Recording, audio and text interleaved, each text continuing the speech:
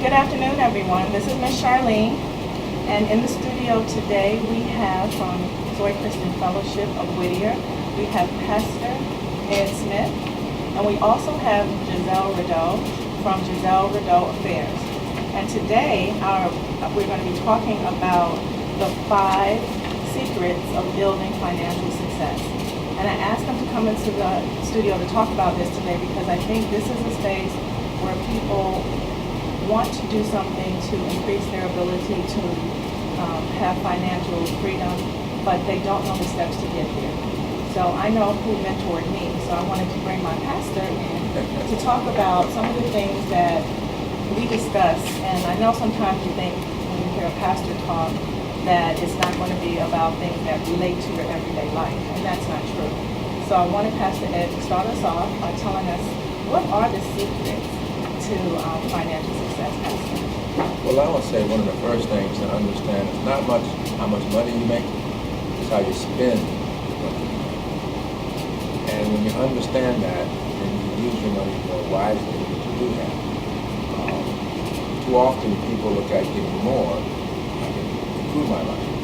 But if they have poor spending habits, they're not spending their money in a wise way, they're wasting money.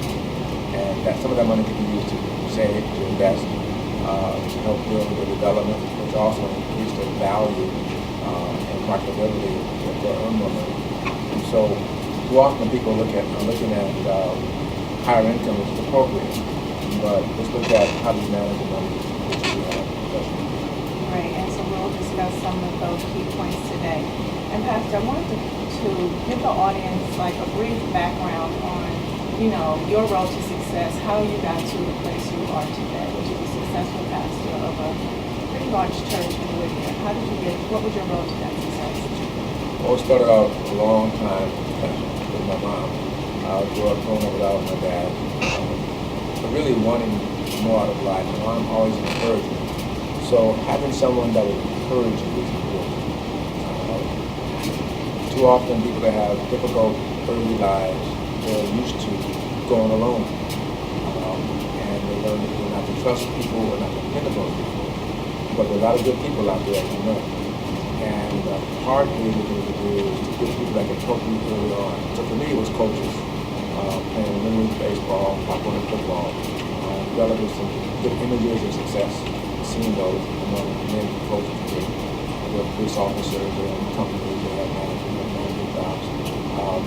So I desired more, so I decided to go to college, get my education. So I went to UCLA and got my undergraduate degree in applied mathematics, and then I got a master's degree in business. That helped out a lot.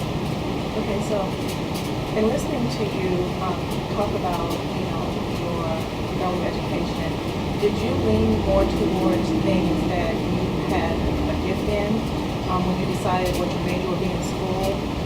Or did you explore new things and develop new skills? Like were you a math whiz always? Like I have a brother who math came very naturally to him.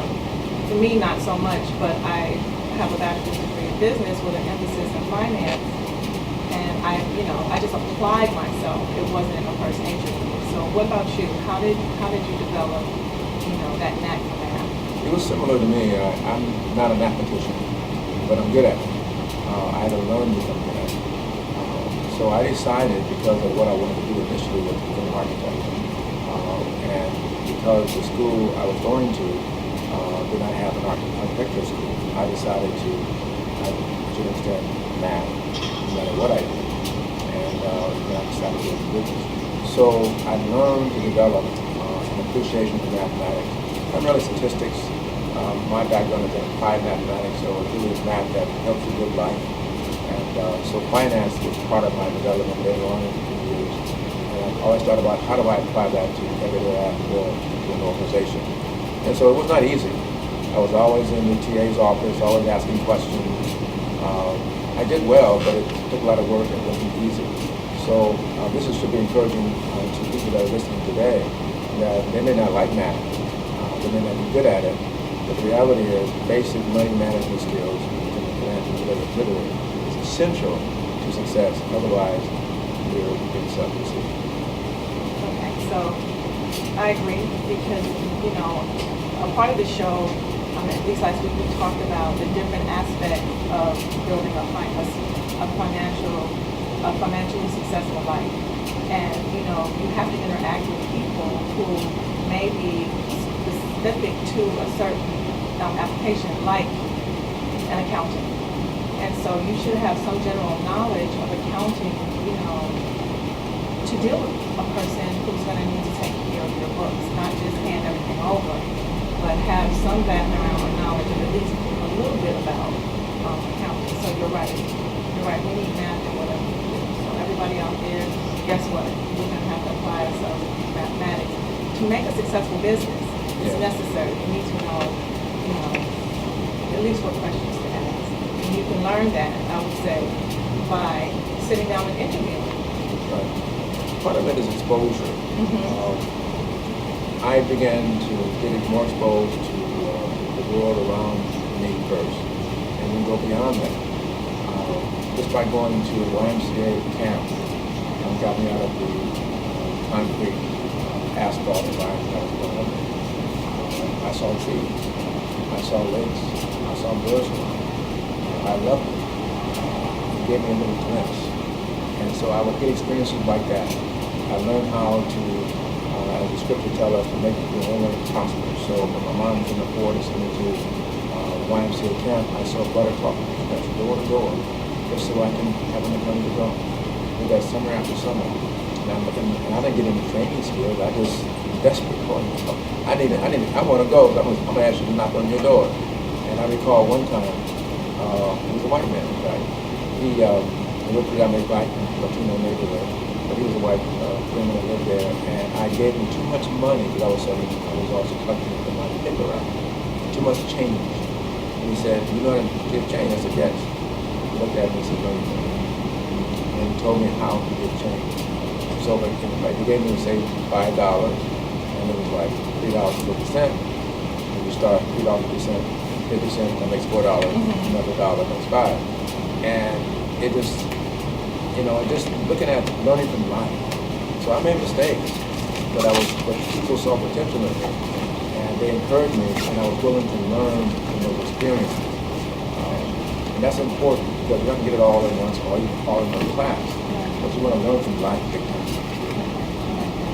And Giselle, I know you just started a business, and you're just starting out your business. Why don't you tell us a little bit about your business and your steps that you've taken so far in creating that business? It's kind of like a pay-as-you-go type of thing. I am working 3 jobs actually, the 2 in addition to my own business. And really what I did was step-by-step program. I wrote down goals, what I wanted to accomplish by a certain time, and budgeted myself to save that money for those particular things, step by step. It wasn't where I went to a bank and asked for a loan and took care of everything all at once. Sometimes I find myself wondering if I'm juggling the right way, if I'm actually doing this correctly, but I'm step by step. So my business is event coordinating, small to large events, anywhere from a bridal shower engagement party to fundraising or luncheons for nonprofit organizations. Really, step by step, I decided what was most important. I prioritized, and I specifically just went down the line. I started off with first the simplest things, the business cards, and then the website. And now it seems to be there's more things that I need to focus on. And I'm just not sure how to manage my money, because on top of having, my own business, I also am a single mother. So, finances are a little bit, short, I should say, or limited. And I need to figure out pretty much where, percentage-wise, what should I be putting towards the business, what should I be putting towards home, towards my child, and pretty much figure out how to juggle it so I don't feel like I'm lacking in serving myself too. And I like the fact that, I like the transparency, because people listening need to know that, when you have the desire to do something, you have to have that kind of focus. And so, and again, that's why I brought Pastor Ed on, because, wanted to do more, but I wanted to figure out how could I get to that more. And he taught a series, and I want him to go into that a little bit, and it was called Focus and Discipline. And I don't remember whether I was still sitting down when he said it and he talked about what it was about, but I stood straight up, at least in my head, and started yelling, yes, this is what I need, because, I had good jobs. And I'm a single parent also of 2 adults now. And, I've had good jobs, but I wanted to know how I could go from just being able to pay the bills every month to creating a legacy. And so when he taught that series of Focus and Discipline, I bought all 5 volumes because it really spoke to me. So, people at every stage of life, no matter how successful they are, they need that mentorship, that coach, that guidance. Everyone is lost at some point. Anyone who tells you they're not is not telling the truth. And you need to find your way through the darkness to the light of what your desires are. And, so that series, Focus and Discipline, it took me from the dark to the light. It showed me, and so Pastor, could you elaborate on that a little bit, that series, Focus and Discipline? Yes. I started off by saying, without focus to get started, and discipline to see it through, success. And, financial success, if you would, is really a result of focusing on what you really like, what you're passionate about. And for a lot of people, that's not true. They jump around, and that delays, that limits. Others, they have a sense of focus, but they don't develop the discipline to improve, discipline to expand, even the network in that area. So we talked about how it helped people to first get focused and not just something that can make money, a lot of money. Because you can take something that has a history not making money and make a lot of money with it because you're good at it. You become the best in that space. Like we talked about event planning, that's really important. But recognizing what's the best at it. In fact, before I came here getting ready, we're featuring a lady in her business. She makes $2 million a month. And what she does, she stages luxury homes for sale and charges on $35,000 to do it. And it was powerful. And she's an interior designer, and then another person does something similar, but they do it virtual to sell luxury homes. So they show the house as it is today, and then we put our stuff on it. It was really, really nice. And so the lady who had the staging business, she hired a top-notch interior designer person to work with her for her vision. So part of the focus and discipline is to be disciplined in what you're good at. Sometimes you bring someone else to complement, and you don't necessarily hire for that. What I call strategic partners. These are people or organizations that have similar goals and can help you fulfill your vision. And so as you fulfill your vision and purpose, they're also advancing theirs as well. So I call that a strategic partnership. They may not own one another. There may not be even much exchange of money. Sometimes it is. But it may mean we just help out. For example, one of the companies I was part of, a computer company, we were introducing training products for nurses and doctors and software development and training online. And so we wanted to access the hospitals. So we partnered with a company called Back to Travel. We had a bunch of salespeople going in the hospitals talking all the time. And all we had to do is train them, put our brochure in their briefcase, and sell it. And so it wasn't costing any more money. We're paying them to drive there anyway. They knew who to contact. They had access we didn't have. But they would do a share the profit with them, just like Microsoft did with IBM. So if you're talking to a mother who is a single parent like Giselle, and I see Giselle feverishly writing notes here, you and they are in what they feel is a dead-end job, and they are sick and tired of being sick and tired, and they want to get a business started or they want to move forward. what would you say? And so I guess our listeners have realized that there are no secrets. Right. You know, the secret is focus and discipline.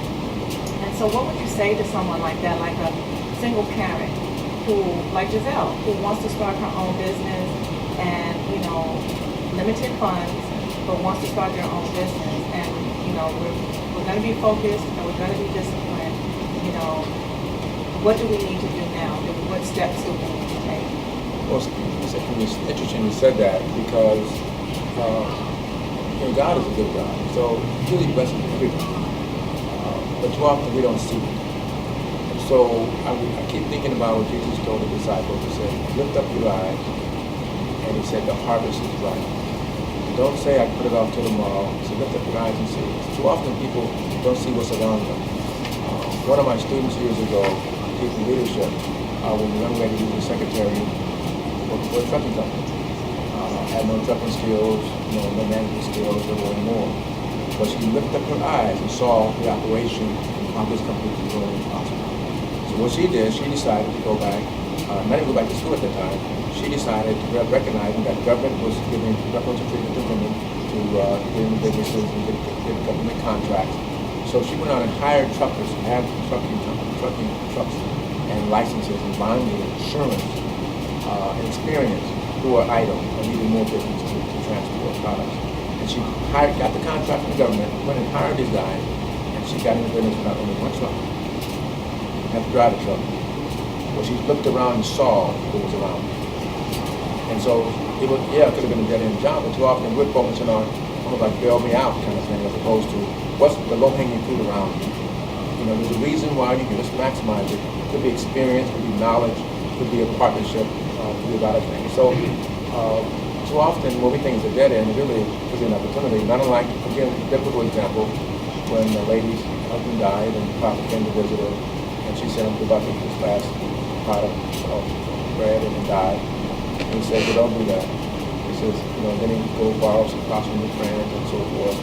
And make a long story short, she was able to sell all the oil she got and get off all her debts. She had it with her relationships. But sometimes we're not willing to ask. One of the biggest fears people have is communication with public speaking. And it comes across in selling and asking for help. So when you say dead end, oftentimes you talk to people who have a position of authority to help you, and they'll be more than happy to help you become with a vision and a passion. Okay, so in this next segment, I want to touch on that because that's one of the other secrets we uncovered was fear. And so we're going to take a little station break and come back and talk about fears. You're listening to Accelerated Radio Praise, 24-hour gospel music and talk. You have my number. You can text me a question if you have a question for Giselle or Pastor Ed. You can ask Giselle, you know, how she got started, what gave her the courage to start a business, and you know what she's doing now, what project she's working on. You can ask Pastor Ed questions because he's here too. My name is Miss Charlene, and you're listening to Lunch with the Finance Bunch. And we're back with Lunch with the Finance Bunch. And Pastor Ed, we were getting ready to get into fear because fear can stop you. It's crippling. You know, you can create your own destiny if you can just walk past fear. That's my opinion. Just in doing this show, I said yes to doing it. The opportunity opened up. I said yes to doing it. I had all of the excitement and aspiration, and then I settled down and realized I had to do this. And I just was gripped with fear. I came in here last week and, you know, my eyes were rolled back in my head. And I got through it. I asked him, and I said, you know, do you think I'm going to be okay? He said, are you nervous? I said, yes. He said, good. And so, you know, and I got through it. And so each week we talked earlier, and he told me, he said, don't worry, each week it'll get easier and easier. And I'm a very transparent person. And so I teach a class on Saturdays for women who are in homeless shelters who want their lives to be better. And one of the things I tell them is that fear is one of the things that will cripple you. And I call it what Pastor Ed told me was fear and its cousins. Fear has relatives. You know, and between that family, they will stop you from living out what God really has for you to do, and that is live your purpose. So, Pastor, would you talk about that a little bit, fear? Yeah, you know, people don't like to acknowledge they have fear in their life. Fear comes to all of us at different times. But like you did, you press through. But sometimes we mask it, like procrastination, putting things off, especially things that you either want to or you just need to deal with. You've got arrangements for making payments, or you have to want to ask for a raise. You are taking a new opportunity, not sure how it will work out, how well you will do. But procrastination really is a cousin of fear. And when you understand that, then you won't tolerate it. Because fear is not good. It really destroys and holds us back. There's nothing good about it. I know some people teach and talk about that fear helps you. Well, it may provoke you, but it's not good. What's really required is faith. And faith, even though it's taught in the Bible, but everyone has a level of faith. And the fact that we came here today and we have faith this building will be here. We have faith that we'll sit in this chair, will hold us up. So we all have a level of faith. And people use it all the time. So faith is basically pursuing what you want. But another cousin is of fear is the area of having a limited vision, not wanting to think big or bigger. That's a big one because you play it safe. You play it safe. So you say, well, I'll just start off here, I'll settle, so you can just settle. And deep down inside, that's not what you want to do. You want more. You deserve more. You know, you can do more, receive more, but it's still detailed. So what helps deal with fear is knowledge. Knowledge of what you need to do. And that's why, again, we have the focus today on financial success. You don't have to be afraid of managing our money and making money, but we understand it better, as well as also knowing how to make money. One of the things working with an organization is what they call the economic model. How do you make money here? The truth is, even a nonprofit needs to make money. Because, in other words, when I say make money, you have more income at the end of the month than you did of expenses. More money for income than you did to spend on and expenses. And so that's a profit. And so even though a nonprofit is called a nonprofit, it needs to make a profit. Or else it's not continuing to grow and continue to invest and buy furniture and put lease payments down for office, hiring employees and so forth. So when you understand how to manage what you have, and you get knowledge, that gets you fear. But now have confidence how to deal with things I will face in the future. Knowledge is a big help to respond to the fear that we all have to face time and time in our lives. That's a great answer. I touch base because I feel like listening to your, what did Lauren Hill say? You're reading me softly with your song. Fear would be fear and its cousins live in my house very often. They stay longer than I like them to.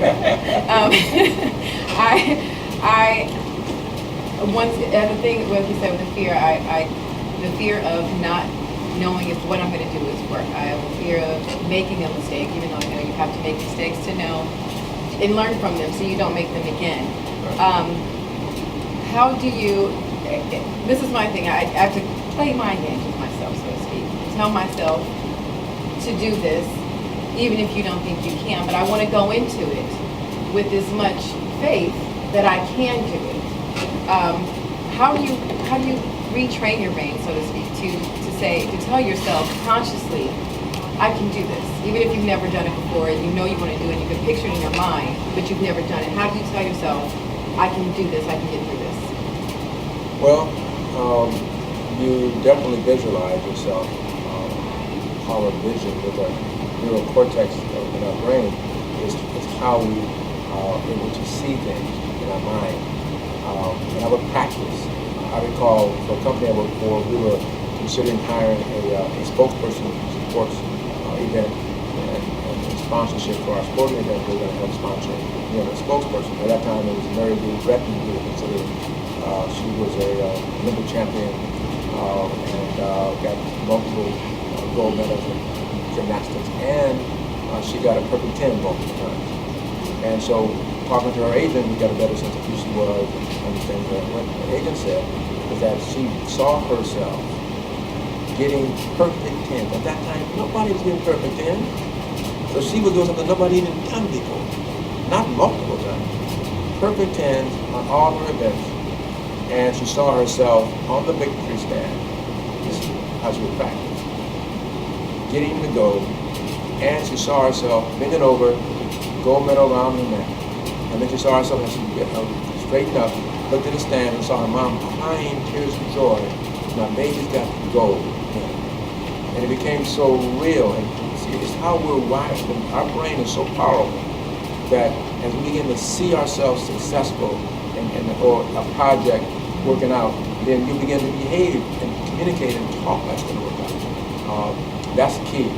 But also doing things that are consistent with what you have done before, even though it may not be like she was in gymnastics.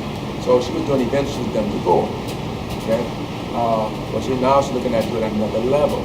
So the fact you've done it and you've done it rather successfully before, now another level to exceed that is new, but this whole process is not.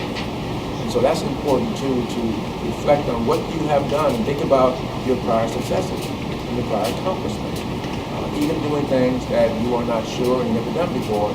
You've done that before. Why not do it again? I agree. I find that with myself too. It takes practice. And, I'll agree to something that I may never have done before. And I've conditioned myself to walk through fear. And I don't know that it gets any easier because you still have that level of fear, but through faith and through repetition that you're going to get through it. It's going to, you're going to get through it, and you're going to be better for it on the other side. I think that's the way I look at it. That's how life is. I mean, I'm married, I have 4 children, 3 grandsons. You just learn to get through things and realize the things you're concerned about really want that they work themselves out. Some of the things we may have lost or concerned about losing, it didn't impact our life or fell apart. So a lot of it has to focus on what's important to you and your core values of your heart, what you believe gets you through. You're a good person, you're doing the right thing. Something about doing good. Something about being optimistic. It draws people to help you. I taught a marketing course many years ago, and there was a lady who was new in town in my class from Texas. And she was sharing how she started this business. But she was brand new. And what she did, she looked in the yellow pages because she had worked with her dad for a little while. So she looked in the yellow pages and found the biggest ad at that time in the yellow pages about. And so she called. Happened to be a lady who owned the company. She came to talk to her and asked her, I want to get into the business. How do I do it here in LA? What's your suggestion? I said, you're successful, so I thought I'd talk to you. The lady was so impressed. She gave her some time. Kick-started her business. All because she was bold enough. Now past that fear. Yes, to ask for help and to think bigger, not just guy not struggling in janitorial business, just started out yesterday. Somebody who's successful, because people who are successful, they appreciate people giving their advice. They want to give back, but too often people are intimidated by talking to them. So that's what I want to get through it and get help. And in planning, another thing that I saw as helpful to me is something Pastor Ed just touched on, and that was visualizing. And for me, visualizing it in my head is great, but putting it on paper is even better. So I'll write down what I want to do, and it's something about writing things down. They happen. You write it down, and it comes together, and it happens. see it on paper, you pray about it, and you look at it and materialize it because you're working towards it. But I also think that vision boards are great because it gives you the ability to see what you're striving for. And I would tell the girls in my class, put your vision board somewhere where you can see it, where you have to walk by it. So it's a constant reminder of where you should be. And I check in with them, especially the ones who were no longer in my class. They graduated from my class and they went on and they have their apartments and they're finding jobs and their lives are starting to be what they envision them being. And I go back and talk to them and ask them, so where do you see yourself down there? Like, wow, the things on my vision board are happening, and that's because you wrote it down, you're visualizing it, and now you can see it and do it. You gotta walk to what you want. And I think that's something that I think that every generation we need to remember is that sitting still is not going to get you anywhere. You have to walk to what you want. And the best way to walk to it is to have a roadmap. So you have to write it down. Like Pastor Ed said, speak to people who are successful in whatever it is you're trying to do. Don't have a fear of approaching people. Speak to someone who's really successful in that. And, if you want to learn how to do something, you might as well learn from someone who has done it and done it successfully. So why not start there, And, like Giselle said, fear, lives in the home. It takes up residence, it pulls up a chair and says, how you doing when you come home from work? Especially in the morning, like, where you going? Right. Yeah. So as soon as you wake up. Exactly. I would also recommend that people say people will help you, but even to the extent the person that's been serving as a mentor or a coach, a person that is committed to you at some level, helping you in your life. Without that, and we have multiple people like that serving that purpose, that you can go to for counsel, for advice.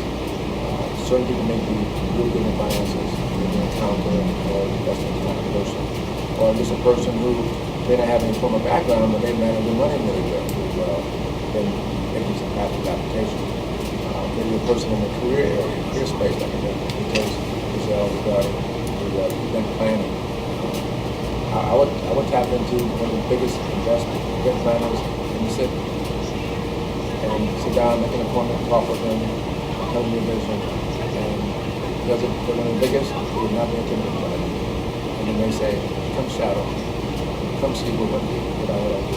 They may ask for volunteer, and they pay you, but that's valuable. I understand, I don't know the total story, I understand Steven Spielberg, he just hung around the studio, bringing coffee, but he's observing, he's learning, and then the rest is history.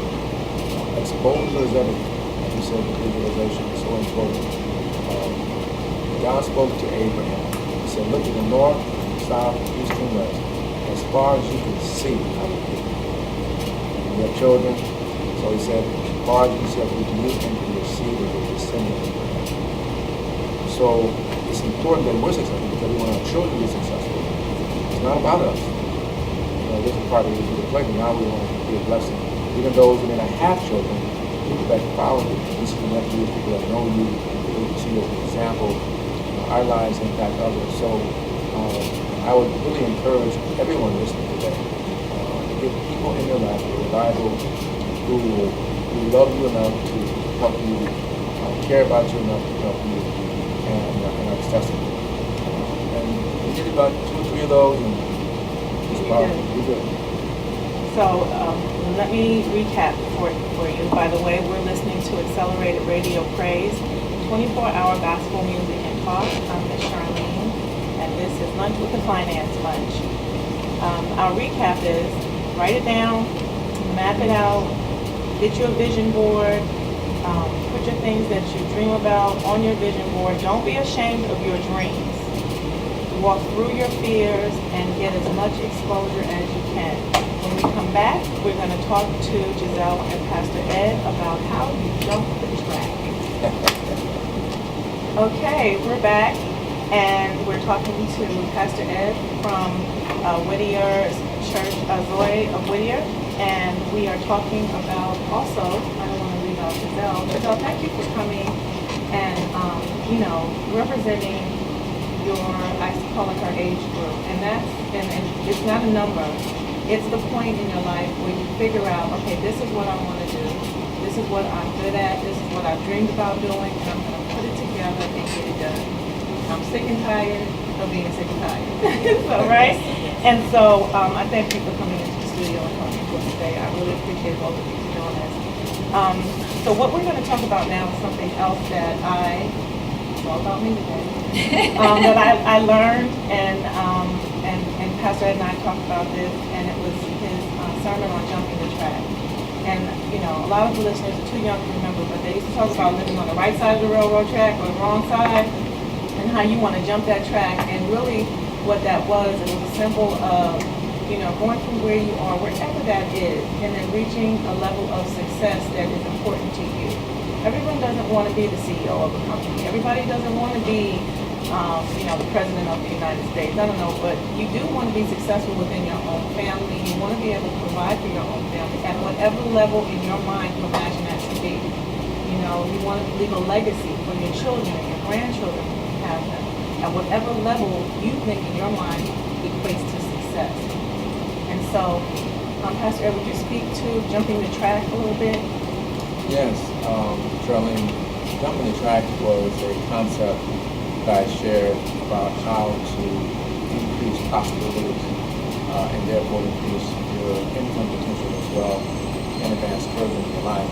And the imaginary track that we may find ourselves in, it could be a person that's in a particular job, and that job title, job track, if you would, only goes to a certain amount of money. And that's it. You can't get beyond that unless you go to another track, if you would, that goes up higher. So it may be a track to management, for example, or maybe you go into sales out of the administration to make more money. You just jump the track, maybe the same company, or maybe in training, maybe a different track. So just looking at options that people should look at, and obviously young people like Giselle, it's really important thinking about what you want to do, but the reality is many people are retired. I'm having more people, many of my friends, they're retiring at 58, 61 years old. They got a lot of life in them. They need to jump the track. Okay, now what do? I want to pursue other goals. My children are older or grown. I want to start another career. It's powerful when you look at it that way. And oftentimes it does require us to learn some new things. But what I suggest is that you always bring you with you wherever you go. So let's bring and understand the totality of our experience and knowledge and how we develop and grow. So we can bring that bring equity to the other part of the track, your experience. For example, I've been pastoring our church for 25 years, and recently I expanded, and I jumped the track. I'm still a pastor, but I'm expanding my platform to a more global platform to take what I've been doing for years to help people walk and live for the purpose of life. Now, to take that beyond the walls of the church to the global network. So we have, and not just do that, but also that I take what I've been doing with counseling, advice, helping people. Many people in our church, as you know, have been motivated and accomplished things with television, movies, or books, or careers in politics and so forth. So that's coaching. And I've been doing it for years. Now I've packaged it into a new expanding business called Awaken. And what that does, I jump the track. And what really hit me was a good friend of mine said you got to be a pastor all the time. I love what I do, but I can reposition myself and expand not just income potential, but also expand my ability to help people and further leave a legacy for my family. So we can find ourselves, if we were in a dead-end situation, we consider getting, because that's all we can see right now. But as we look beyond and first look inside, what do you bring to the table already? You look inside, and then how can that be used? And so, being my background in mathematics and technology and computers helped me out to have more courage to go into and utilize the platform But I work with people that knows far more than I do. The guy that did my website is an expert in computers, and I know very little about what he does. I know what I want, though. Right. I know what I want. I know what the end result is. So social media, same way. Got key people on my team to help me in that area. Our first 3 months on Facebook, we got over 500,000 people come to our Facebook page. I need to be your friend. Yeah, in fact, I maximize my friend out of fan page now. But my point is that you're never too old or you're too young to move out and follow your dream. And jumping the track is getting off the trajectory you're currently on, so you have people do more, experience more, and that may require you to broaden your exposures and connections and relationships. And sometimes education too. There you go. Because sometimes, we may have a degree in whatever, or not have a degree in anything, or whatever, but if you want to get to that next level, sometimes it does involve school, and sometimes it just involves exposure, networking, getting to know the right people, and, it's at whatever level, I said before, you're at, because everyone doesn't want to be the president of the United States. Lord knows I don't. But, he did.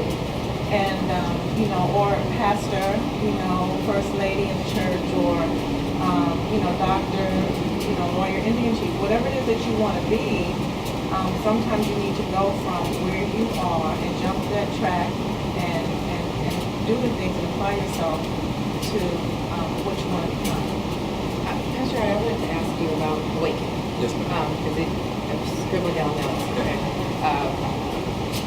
So, for instance, like you said, you're not too old, and I'm going to go with that because all right. I'm in my late 30s, and it took me a long time to figure out what I want to do. I felt like a person that actually had no passion for anything, and what was I going to do but a job? Yeah. And then, it seemed like overnight it came to me. I do this, I plan the parties for family and friends, and I had a good time doing it. And then I just said, well, why not expand past, friends and family? There's more to just planning parties. But I didn't know all the technical things, and I still don't know some of them. And every once in a while I'm saying, oh, this is not going to work, this is too old. I feel like my time is limited. I only have a little bit of time to save for college for my kid, and I feel like I know I'm not old, but when it comes to starting a career, you say, oh, I feel like, oh gosh, I'm too old for this. I need to just work for someone and stick to it so I can get a raise every year and so on and so forth. And also the thing with Awaken too is, like I said, it's a self-esteem thing too also, I feel. You have to be able to feel confident enough in yourself, I guess, to say you can do this. How do you teach someone to, or coach them, I should say, to build that self-esteem? To say, or for those who still like where I was stuck, just a few years ago, if you don't feel like you have a focus, you don't feel like you have a passion, what do you do, and what different things should you do to find out what your passion is, or what your dream is, and what you can excel at because you love to do it and you want to go to it every day? Well, coaching is different from, say, counseling, other type of discipline, like group consulting. Coaching deals with asking questions. So, for example, I would ask you, what do you want to do? And sometimes people say, I'm not sure. Okay, and that's understandable. Then we kind of say, okay, what are you good at? What do you like to do? And then we would like to do more of that. And then they start walking down the pathway. Then you may ask them a question like, what would that look like if you achieved that? How would you feel? What would it take to make steps in that direction? What would you have to do in your life? What kind of adjustments, scheduling, priorities, and so forth. And now we're beginning to see a pathway. So coaching is very powerful to help people, and awakening is about awakening the potential. It's already in you, but it's helping people to see what's already in them, and it starts with the giftings, it starts with the desire. The Bible says in Philippians 2:13, for it is God who works in us, both to will and to do His good pleasure. It's already working. We just don't recognize it. And for example, in college, I was very involved in photography. They called me Charlie Kodak, because I was just trying to, I had to develop film and stuff. Did you say Kodak? Charlie Kodak, back in the day, right? Back in the day. But even what I do now, I use visual images in our ministry. So I would ask people to look in their heart, look at their desires. And sometimes they know what they want, but they're afraid to step out and say it. So that's what the coaching helps them to get it out easier, start small, and do it. And by the way, awaken is spelled A-W-Y-K-E-N. A-W-Y-K-E-N. And you have a website? Yes, it's awaken.org. A-W-Y-K-E-N.org. And it's about awakening the potential in you. And the reason why we have a Y there, for a number of reasons. One of the reasons is that the Y represents you, the potential in you. It's all about focusing on what has God put in you. We believe that God has created every human being on earth with great human potential. And we want to help them bring it up. That's why it has to be global. Absolutely. And all you need is a coach, guidance. Exactly. And we train coaches. We just train about almost 75 coaches to be prepared to now be part of our network and be trained, because that's how you can do it globally. We have those coaches worldwide. I'm excited about that. Would you give us the website again so that our listeners, if they're interested, can go to the website and get more information about that? Yes, it's awaken.org, AWYKEN.org. And you see and learn more about it. We have inspirational articles, videos, and they can learn. It's all about inspiring you to walk in purpose and do what you love. And Giselle, what is your website and how can someone get in contact with you if they're planning a wedding, or even a conference or whatever they need help with as far as give us some information about your My website is graffairs.net. There is a contact page there that can be or you can call me at 424-268-5322. And of course, I take on any event because I love planning, and I love seeing something come from beginning to end. I especially love working with nonprofit organizations because I love the feeling it gives me to do good while I'm getting paid. Exactly. Giselle helped with my Mother's Day event last year, and it was the best one we had. I've been doing it for 3 years, and it was less stressful to me. She took my vision and ran with it, like you said, Pastor. You have it in your head, you have it down on paper, you know what you want to see, communicate that to someone, and she just took my vision and ran with it, and it just turned out beautifully. So It's going to be better next year. absolutely, Yeah. absolutely, even better next year. Yes.